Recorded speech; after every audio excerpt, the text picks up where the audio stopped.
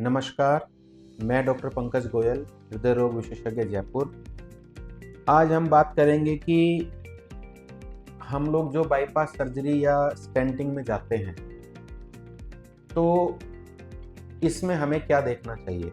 अगर किसी पेशेंट का मान लीजिए हार्ट की पंपिंग बहुत ज़्यादा कम है, या मान लीजिए किसी मरीज को सपोज साथ में दूसरी बीमारी है, मान लीजिए कैंसर है या गुर्दे की बीमारी है या पेट की बीमारी है, और हमें ये लग रहा हो कि आगे उसका जो लाइफ स्पैन है वो बहुत कम है, तो इस तरह के पेशेंट्स में स्टेंट डालने का या बाईपास सर्जरी का कोई बहुत ज़्यादा एडवांटेज नहीं है। दूसरी बात, हमने मान लीजिए किसी मरीज़ की पंपिंग 15% है, 20% है, उस मरीज़ में हमने कोई ताम झाम लगा के मान लीजिए उसका प्रोसीजर कर दिया, तो उसमें सबसे इम्पोर्टेंट ये है कि वो हम उसको डिस्चार्ज तो कर सकते हैं अस्पताल से, लेकिन उसके बाद वो कितने दिन तक जीवित रहा, ये एक बहुत इम्पोर्टेंट चीज़ है।